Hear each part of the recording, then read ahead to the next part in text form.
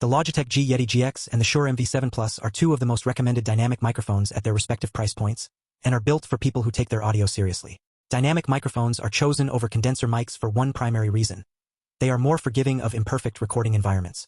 They reject more off-axis sound, handle loud sources without overloading, and perform consistently in rooms that are not acoustically treated. Both the Yeti GX and the MV7 Plus are dynamic mics built on that foundation, but they are not equal in what they deliver on top of it.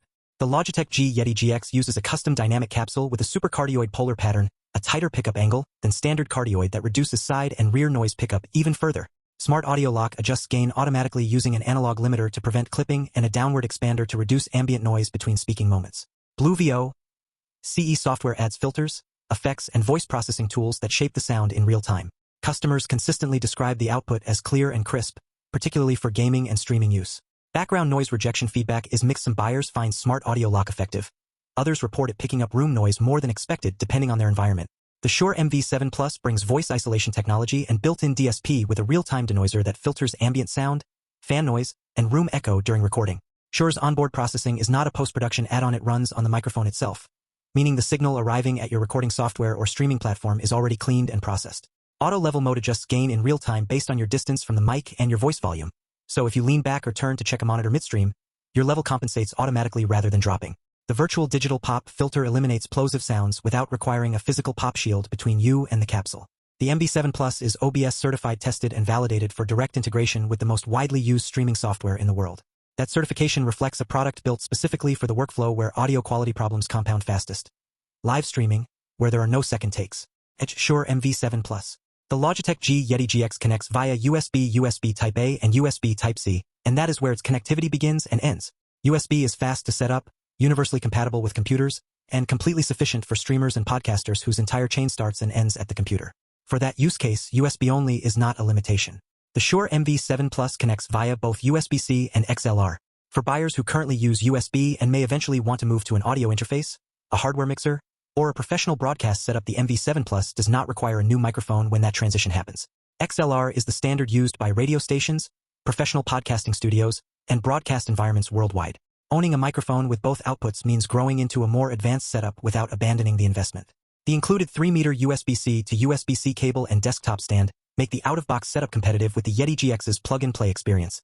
Shure MV7 Plus. The Yeti GX is genuinely easy to use from the first minute. Plug in USB, Open G Hub, and you have access to Smart Audio Lock, Blue VO, CE effects, and RGB control from one interface. The on-mic controls handle mute and gain adjustment without opening software. For streamers who want to stay inside the Logitech G ecosystem and sync the mixed LIGHTSYNC RGB with their keyboard and mouse, the integration is seamless and visually satisfying. The Shure MV7 Plus uses an LED touch panel on the microphone body that functions as a level meter, mute control, and visual feedback display with 16.8 million color options. The Motive Mix app handles deeper customization EQ, reverb settings, plate, hall, and studio options, and LED personalization. Auto level mode can be toggled on or off depending on whether you want adaptive gain or manual control. For buyers who like their hardware to reflect their brand or streaming aesthetic, the MV7 Plus' customizable LED panel is a more capable visual tool than the Yeti GX's LIGHTSYNC zones. The Shure MV7 Plus ships with an adjustable desktop stand in the box, a meaningful inclusion that the Yeti GX does not provide at the same level.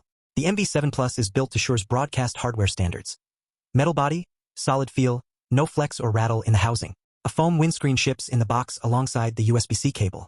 The overall package is comprehensive and does not require additional purchases to start using it professionally. The Yeti GX's design is clean and gamer-forward with 2 separate RGB zones that sync via LIGHTSYNC. It works on a desk stand or mounted to a boom arm. The build quality is solid for its tier, though it sits in a product category designed for desk use rather than broadcast-style positioning close to the mouth.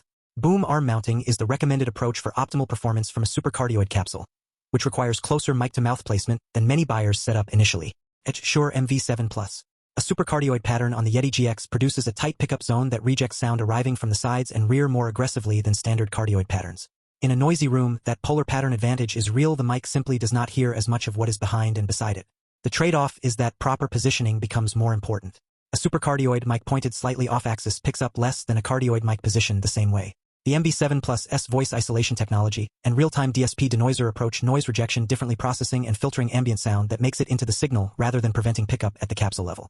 For buyers in challenging acoustic environments, fans, HVAC, keyboard clatter, room echo, the MV7 Plus' active denoising layer handles the problem independently of mic placement. Shure MV7 Plus. The Yeti GX's LIGHTSYNC RGB integration with other Logitech G products is a genuine setup identity feature that no Shure microphone currently offers. For a streamer whose brand is built around a cohesive visual setup, keyboard, mouse, headset, and microphone all responding to the same lighting profile, the Yeti GX ties everything together in a way that the MV7 Plus simply does not. For that specific buyer, the Yeti GX belongs on the desk not just for sound but for how it completes the visual environment they are broadcasting from. The MV7 Plus' auto-level mode, while impressive in adaptive response, produces its best results with consistent mic-to-mouth distance. Buyers who move around frequently during sessions gaming with head tracking, turning to look at a second monitor, leaning in and out will find that the auto-level mode's compensation has perceptible limits when movement is rapid or significant. In those scenarios, manual gain with a boom arm positioned close to the mouth is the more reliable configuration, which requires the additional purchase of an arm not included in the box. The Shure MV7 Plus wins this comparison, and the margin is built on what happens to your audio before it leaves the microphone.